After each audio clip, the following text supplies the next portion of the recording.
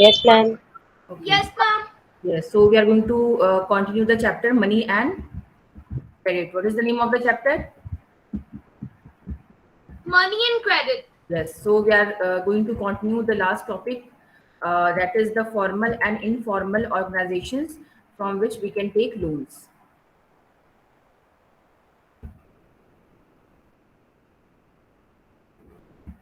So we have completed already all these topics: double coincidence of wants, then collaterals, terms of credit. Can you tell me what are the different terms of credit?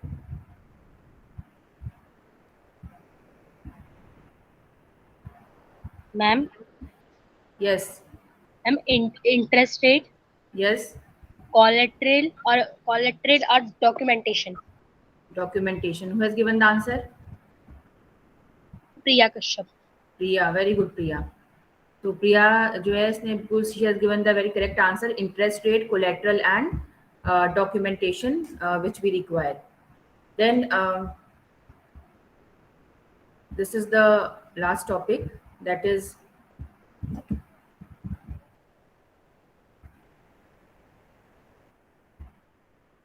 formal and informal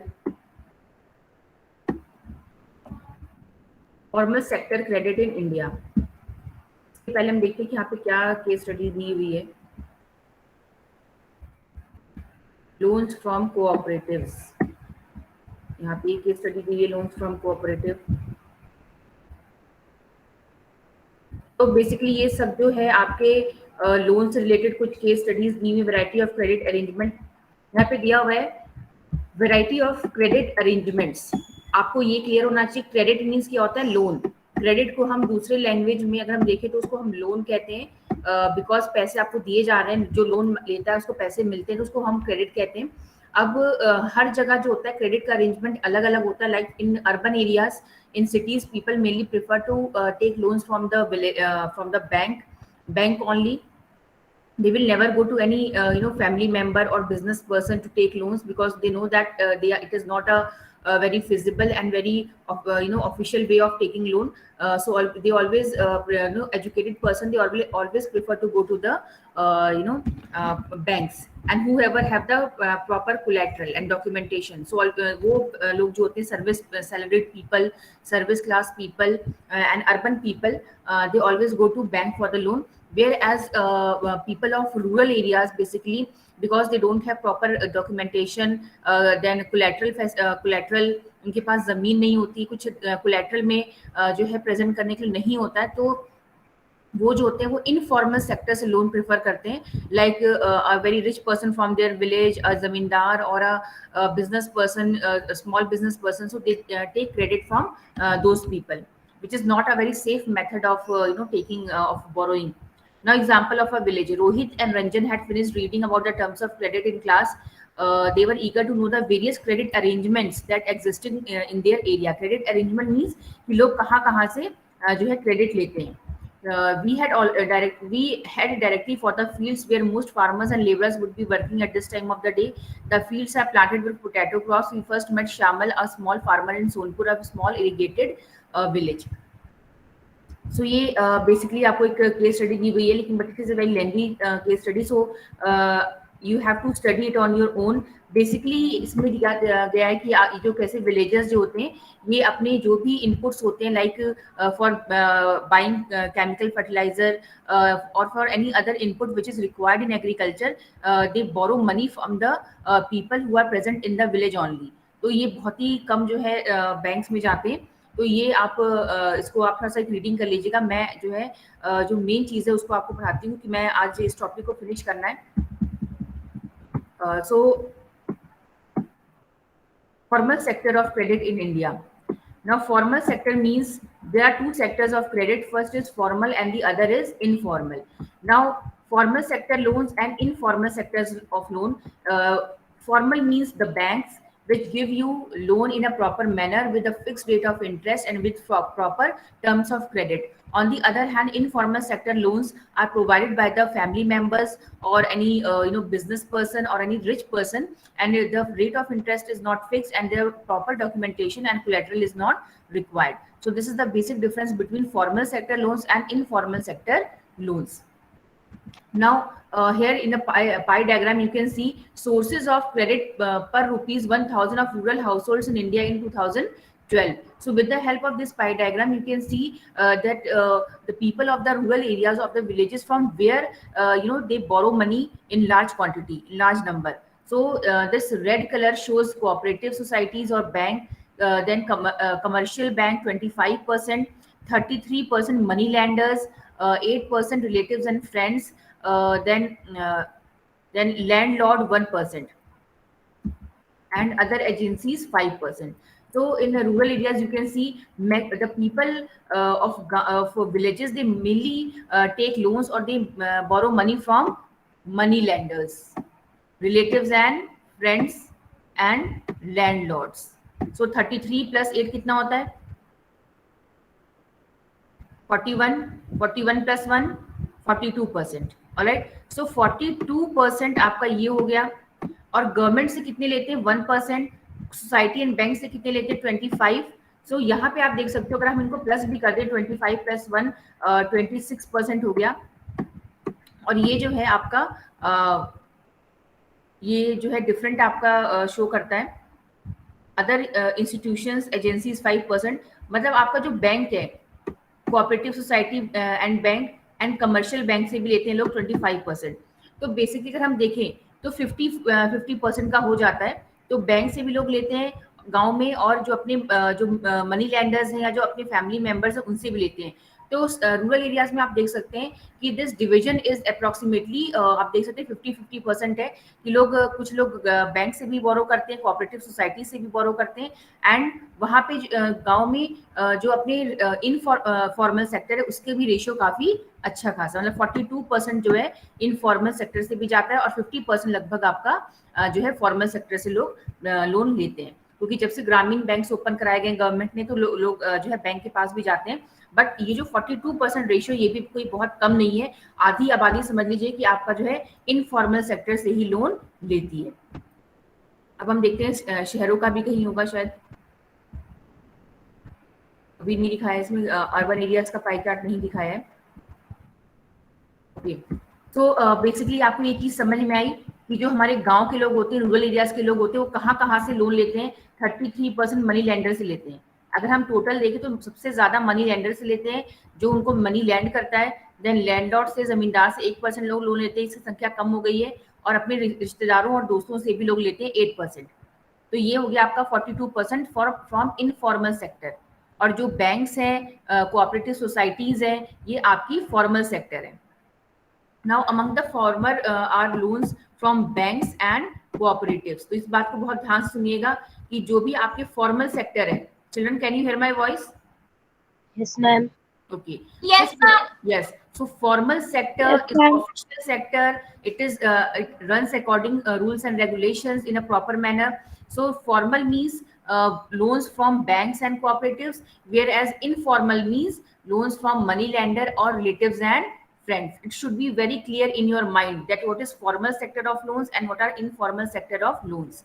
Now the informal lenders include money lenders, traders, employers, relatives and friends. So whenever we borrow money from our relatives, our friends,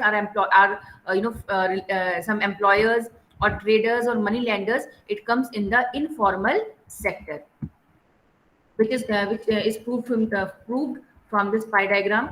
The Reserve Bank of India supervises the functioning of the formal sources of the loans. On the other hand, the formal sources of the loan includes bank. जो भी bank होते हैं, जो भी cooperative societies होती हैं, वो आपको फॉर्मल वे में जो है लोन देती हैं, बिकॉज वो आप पूरा जो है पेपर वर्क होने चाहिए, पूरा डॉक्यूमेंट से, तब वो आपको लोन देते हैं. एंड जो भी लोन प्रोसेस होता है, it is supervised by the Reserve Bank of India. Alright, so India में जितने भी बैंक हैं, whether they are private banks और cooperative banks or government banks, they are supervised, and all the banks have to follow the instruction of the Reserve Bank. For instance, we have seen that banks maintain a minimum cash balance out of the deposits they receive. This I have explained to you yesterday, that whatever deposits we keep with the bank, the customers they keep with the bank, जो है उसको हमें अपने पास रखता नहीं है. It keeps the minimum cash balance with it, like 15 to 20% only, and rest of it gives for the loan. तो जो मैक्सिमम 80% लोन के लिए चला जाता है, and only 15 to 20% is deposited with the bank for their day to day working, क्योंकि लोग आते रहते हैं डिपॉजिट्स निकालने के लिए. The RBI monitors the banks in actually maintaining cash balance.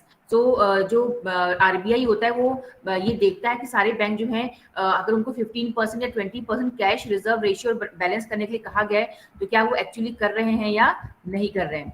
Similarly, RBI sees that banks give loan not just to profit-making business and traders, but also to the small cultivators, small-scale industries, small borrowers, etc. Then periodically, banks have to submit information to the RBI on how much they are lending to whom at what interest rate. So you can see here that the function of Reserve Bank of India is very important, and there are three important functions of Reserve Bank of India in relation to the lending activity of the banks. For example, first function of Reserve RBI is that they instruct the banks to maintain a fixed ratio of cash with them. For example 15 to 20% only.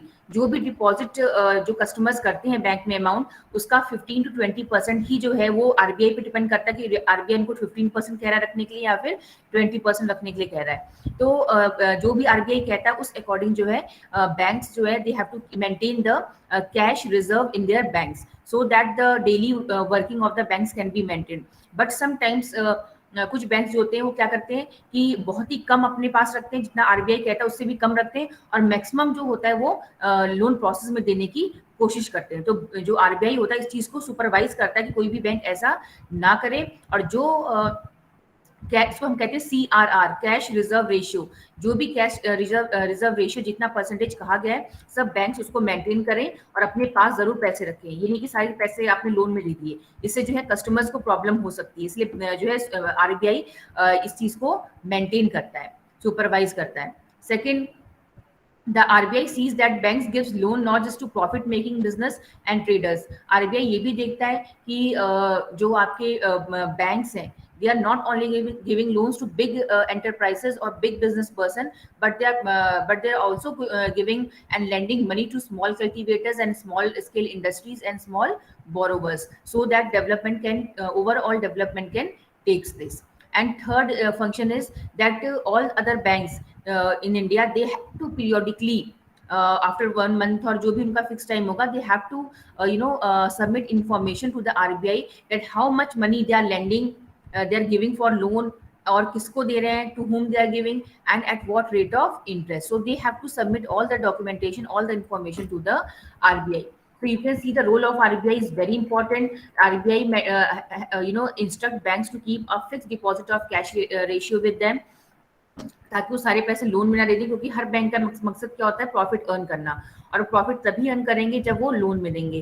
तो loan इसीलिए जो कुछ banks होते हैं वो अपने पास cash balance कम रखते हैं और मैक्सिमम पैसे लोन में दे देते हैं. तो ये जो रिजर्व बैंक ऑफ इंडिया है, ये इस चीज़ को सुपरवाइज करता है कि बैंक ऐसा ना करे और अपने पास एक फिक्स्ड अमाउंट हमेशा मेंटेन करके रखे. एंड लोन जो है सभी को मिलना चाहिए, चाहे कोई स्मॉल बिजनेस पर्सन हो या स्मॉल स्केल इंडस्ट्री हो, सबको मिलना चाहिए.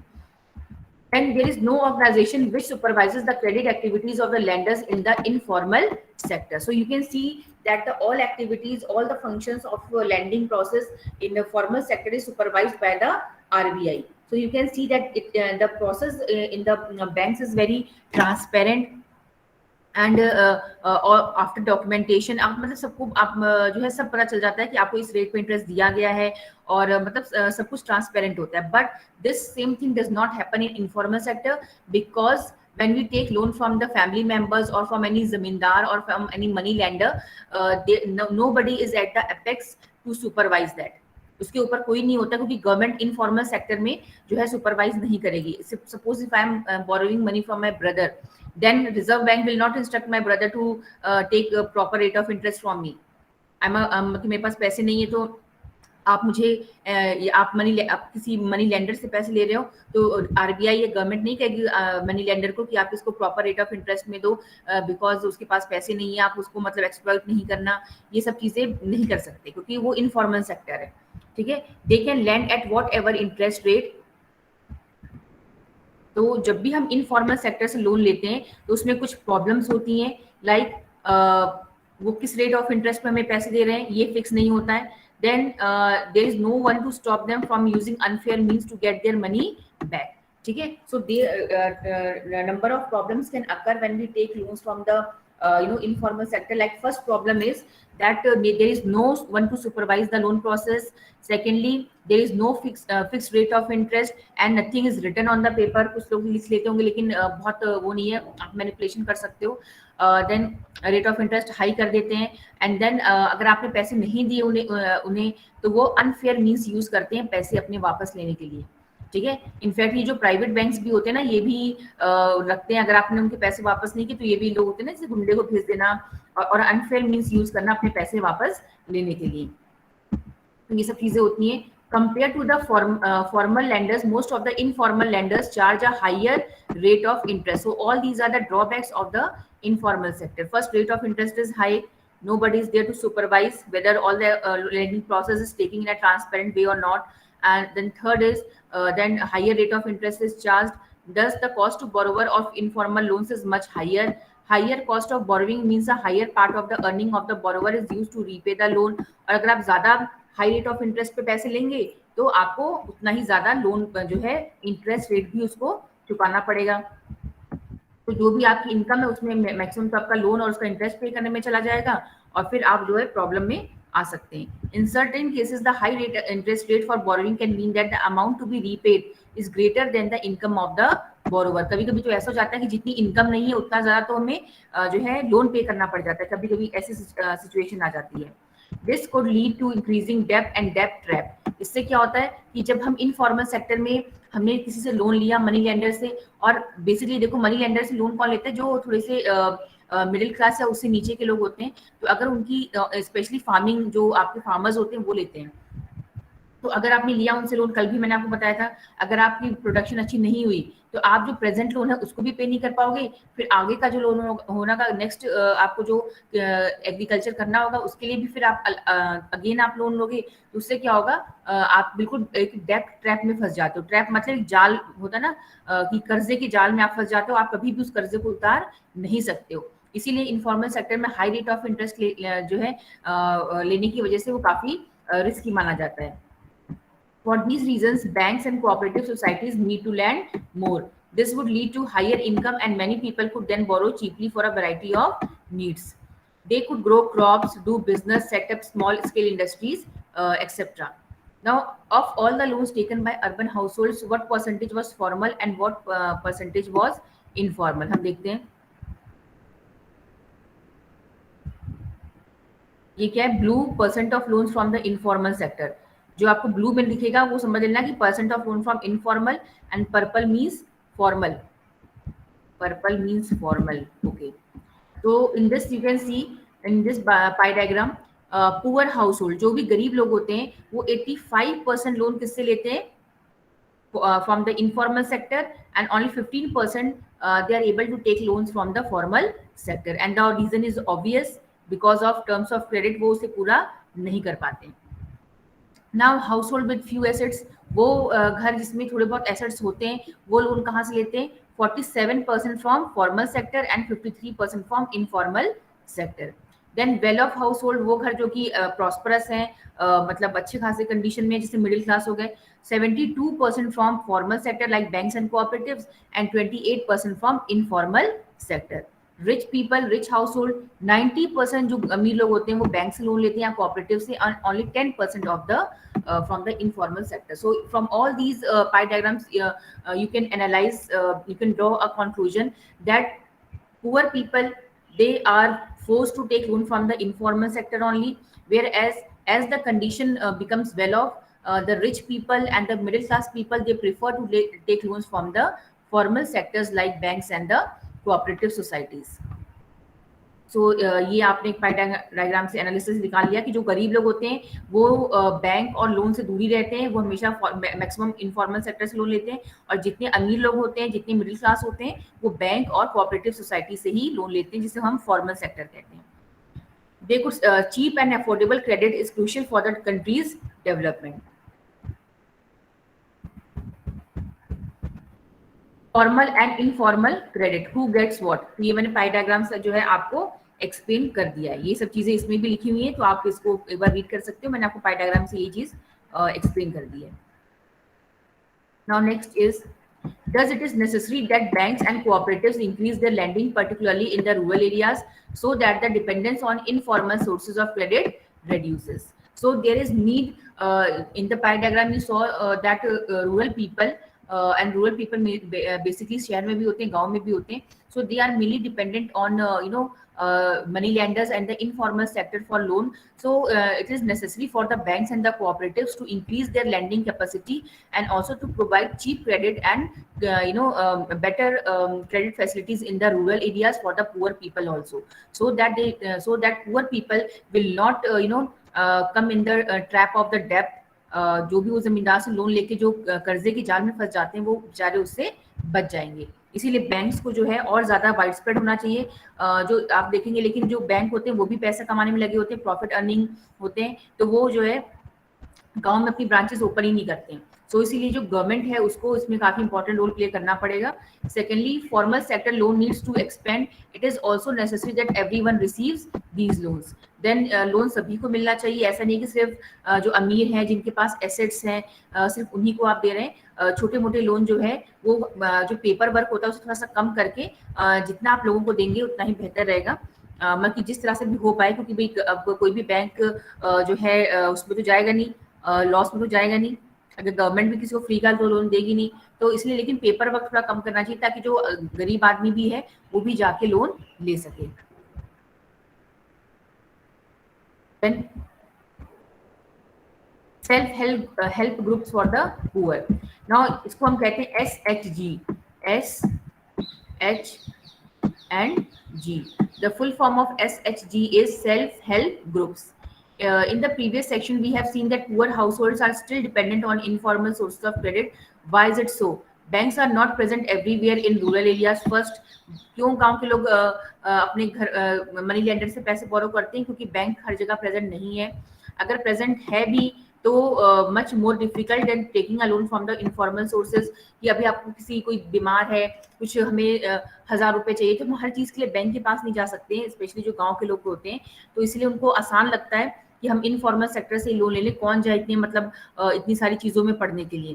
तो जो भी एक प्रोसेस होता है वो बहुत ही डिफिकल्ट होता है बैंक में.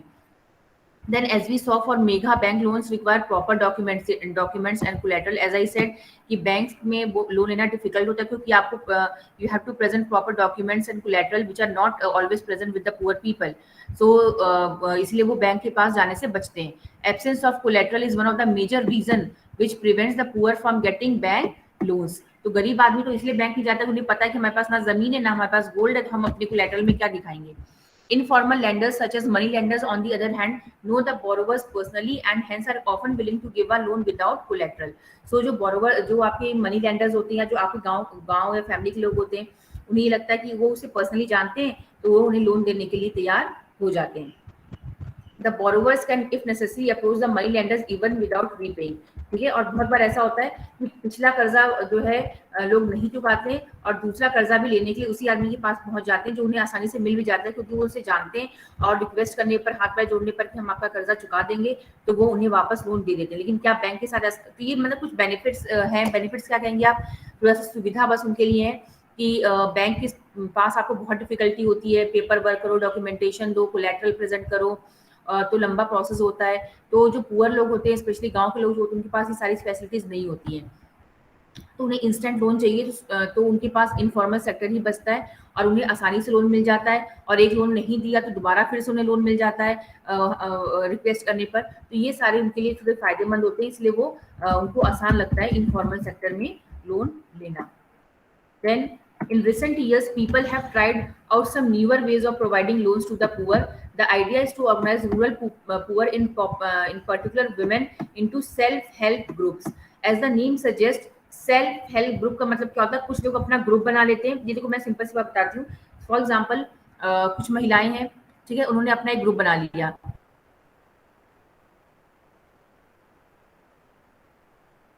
अब वो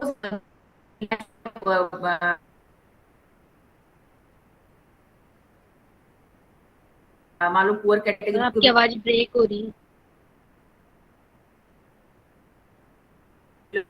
मिडिल क्लास को बिलोंग करते हैं,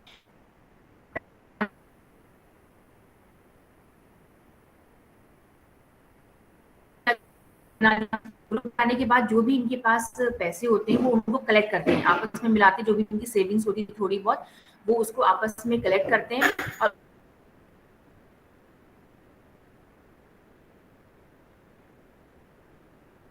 और उससे सपोज उन्होंने सेविंग मशीन खरीद ली, जो वो खरीद लिया, फिर उन्होंने मतलब अपना जो भी है कहीं किराए पर कहीं कोई रूम ले लिया, वहां पर उन्होंने सिलाई का काम जो है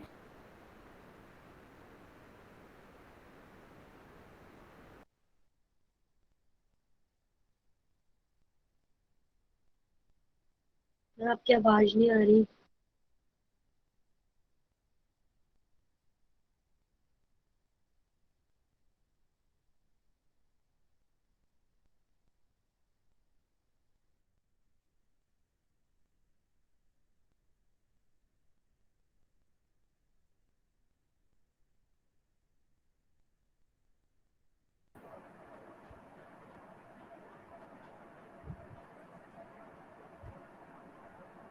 बच्चे आप लेफ्ट आउट हो गए थे क्या?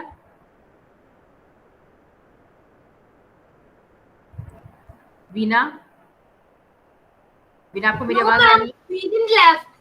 Actually, you got disconnected. ये आपने SHG सुना, self help group? No ma'am, आवाज ब्रेक हो रही थी ना। Okay, so I was teaching this topic, self help groups. आ गए ये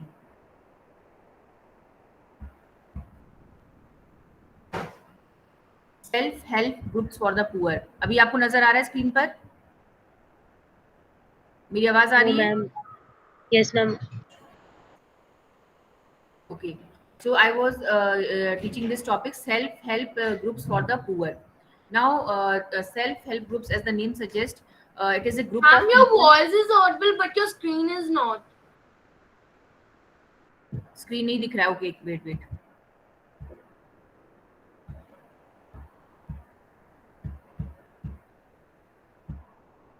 अभी दिख रहा है? No ma'am. अभी भी नहीं दिख रहा है? Yes, ma'am. Yes, ma'am. Okay. So Yes, ma'am. basically, okay, self help group के बारे में पढ़ रहे थे। सेल्फ हेल्प ग्रुप जो होता है, नेम्स आपको जो है नाम से समझ में आएगा, अपने आप की मदद खुद करना, ठीक है। जब हम इनफॉर्मल सेक्टर, आपको पता है, it is very exploitative in nature, जो है हाई रेट ऑफ इंटरेस्ट, बहुत सारी प्रॉब्लम्स है इनफॉर्मल सेक्टर लेने से लोन लेने में। देन जो फॉर्मल सेक्टर है, बैंक्स जो है वो भी काफ़ी डिफिकल्ट है वहाँ से लोन लेना। तो जो हमारे गांव के लोग हैं, जो गरीब हैं, उनके पास एक नया जो है एक तरीका आया। आपको ये मैंने बता दिया था, ये सारी चीजें सेल्फ हेल्प ग्रुप के अंदर, ये सारी जो प्रॉब्लम्स हैं कि लोग बैंक के पास लोन लेने के लिए क्यों नहीं जाते हैं गांव में, यस मैम। बता दिया था ना? ओके, सो गांव में लोन लेने के लिए क्यों नहीं जाते लोग, गांव के लोग बैंक के पास क्यों नहीं जाते लोन लेने के लिए? Because of the documentation, collateral and the high rate of interest. And जो इनफॉर्मल सेक्टर होता है, जो मनी लैंडर्स होते हैं, जो फैमिली मेंबर्स होते हैं, उन्हें उनसे लोन लेने में इनको काफ़ी कन्वीनियंस होता है, कोई मतलब पेपर वर्क नहीं करना पड़ता है। तो अब ये सारी चीज़ें तो थी, but both formal and informal sector जो है इनके लिए बहुत बेनिफिशियल नहीं था, जो गरीब लोग हैं गाँव की। तो एक नया जो है एक आइडिया आया और एक ग्रुप लोगों ने बनाया। फॉर एग्जांपल, जैसे मैं अभी एग्जांपल दे रही थी कि कुछ 15 to 20 जो है महिलाएं हैं गांव की। अब वो सब जो है उनको टेलरिंग का काम बहुत अच्छा आता है, जो आपका कपड़ा सिलने का काम होता है वो उन्हें बहुत अच्छा आता है। तो पैसे अर्न करने के लिए उन्होंने क्या किया, जो भी उनकी सेविंग थी, जो भी उनके पास और रिसोर्सेज थे, स्विंग मशीन होगी, जो कपड़ा सिलने वाली मशीन होती है, वो सब उन्होंने पुलअप किए, कुछ नई मशीन खरीदी और एक कोई रूम जो है रेंट पे लिया और वहां पर उन्होंने मिलकर सिलाई का काम करना शुरू कर दिया। अब उससे इनकी जो भी इनकम हुई वो कलेक्टिवली उसको इकट्ठा करते हैं और आपस में उसको जो है डिस्ट्रीब्यूट कर लेते हैं। और या तो किसी भी उसमें मेंबर को अगर कभी भी लोन चाहिए होता है या कोई भी कोई प्रॉब्लम होती है पैसे से रिलेटेड, तो वो एक दूसरे की हेल्प करते हैं। तो इससे क्या होता है कि वो आपस में ही जो है ना कोई रेट ऑफ इंटरेस्ट पे करना पड़ता है और उन्हें ना कोई पेपर वर्क होता है और आसानी से उन्हें पैसे मिल भी जाते हैं। तो ये जो है SHG सेल्फ हेल्प ग्रुप की जो ये बहुत ये जो है एक इम्पॉर्टेंट बेनिफिट होता है। और जगह जगह गांव में सेल्फ हेल्प ग्रुप बनाए जाते हैं। जैसे कि मैंने आपको ये टेलरिंग का एग्जांपल दिया। बहुत लोग जो है कुछ जो है पिकल्स बनाते हैं या फिर कुछ बल्कि डेकोरेटिव आइटम्स बनाते हैं। तो ऐसे बहुत सारे जो होते हैं आपके, या फिर जो मेल मेंबर्स होते हैं वो भी अपना ग्रुप बना के सेल्फ हेल्प ग्रुप बना के और अपने रिसोर्सेज को पुल अप करके और आपस में ही लोन लेते हैं। Members can take small loans from the group itself to meet their needs. The group charges interest on these loans, but this is still less than what the money lenders charges. तो interest यहाँ पे भी लिया जाता है लेकिन बहुत ही कम होता है। After a year or two, if the group is regular in savings, it becomes eligible for availing loan from the bank. और कुछ हमारे जो सेल्फ हेल्प ग्रुप्स हैं वो बहुत बड़े हो चुके हैं, काफी मतलब स्टेब्लिश्ड हो चुके हैं। तो अब जो बैंक है वो भी उन्हें लोन देता है। इंडिविजुअल को लोन नहीं देता, लेकिन जो सेल्फ हेल्प ग्रुप है जो रजिस्टर्ड हो जाता है उसको बैंक लोन देने के लिए तैयार हो जाता है। Loan is sanctioned in the name of the group and is meant to create self employment opportunities for the members. तो वो जो लोन मिलता है वो किसी इंडिविजुअल मेंबर के नाम पर नहीं मिलता है, बट वो जो सेल्फ हेल्प ग्रुप है उसके नाम पर लोन दिया जाता है। Small loans are provided to the members for releasing mortgage land. मान लो किसी को अपनी जमीन छुड़वानी है या किसी को कुछ खरीदना है, मार्केट खरीदना है या फिर फर्टिलाइजर खरीदना है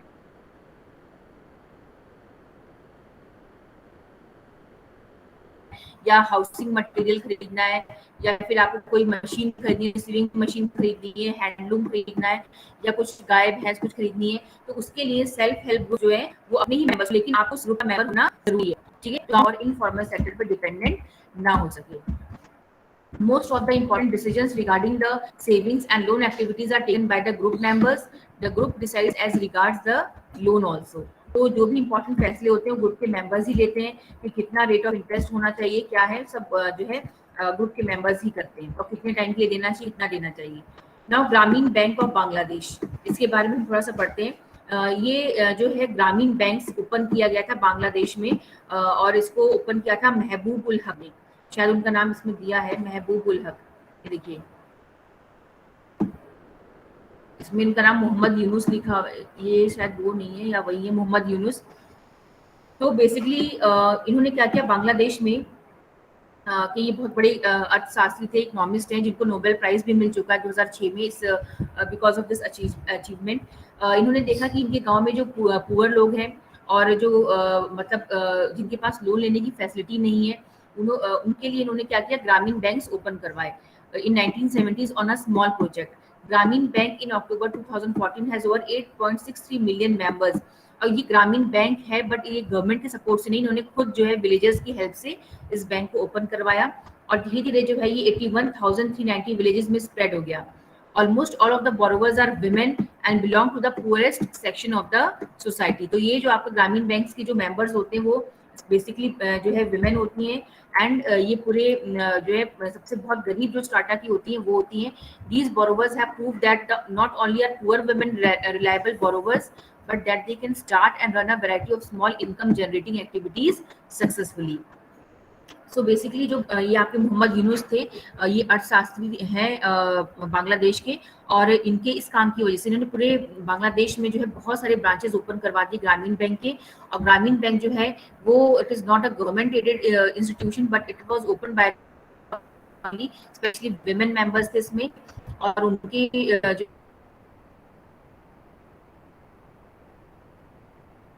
जो है हेल्प से ये बैंक ओपन किया गया है जिसमें पे पैसे मिल रहा है, फिर क्रेडिट दिया, एक दूसरे को लोन दिया, क्योंकि एक बैंक तो ओपन करा सकते लेकिन 81,390 जो है गांव में बैंक ओपन कराए गए थे। It was a huge success story और इसीलिए इनको 2006 में नोबेल प्राइज जो है दिया गया, Nobel prize for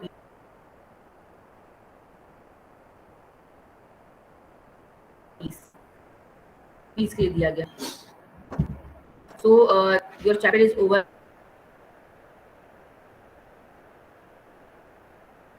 now. So basically, what all topics we have put in the chapter, first is the double coincidence of bonds, barter system, and how we can reduce the chances of double coincidence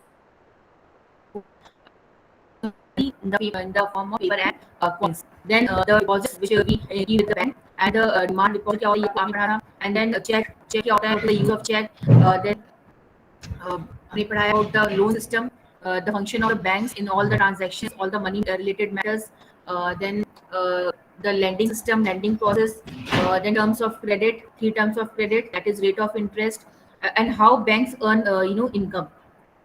It is a difference between the interest rate which bank collect from the borrowers, and जो भी deposit पे loan होता है उसका difference होता है.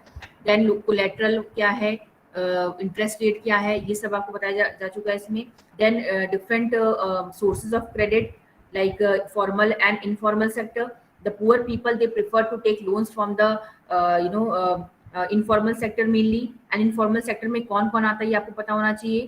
Family members, then आपके money landers. And formal sector क्या होता है आपका, जिसमें आपके बैंक्स एंड कोऑपरेटिव्स आते हैं. देन आपको बताया कि जितने भी पुअर लोग होते हैं वो मेनली इनफॉर्मल में जाते हैं, एंड रिच जो होते हैं वो फॉर्मल में जाते हैं. देन फॉर्मल में क्यों नहीं जाते हैं गरीब लोग, ये भी आपको पता होना चाहिए. बिकॉज बैंकिंग सिस्टम जो है काफी टफ है. They have to present terms of credit, then only they can get loan. So they prefer to go to the informal sector only for their convenience, and because they lack collateral and documentation जो है चीजें उनके पास नहीं होती हैं. Then आपको मैंने बांग्लादेश को बता दिया किस तरह से यहाँ पे मोहम्मद यूनुस जो थे, he got Nobel Peace Prize for opening Grameen Banks. He was the founder of Grameen Banks and recipient of 2006 Nobel Peace Prize. So I hope this chapter is clear to you. बहुत ज़्यादा नहीं tough है ये, आपको बस एक understanding के according जो है इसको करना है. First of all like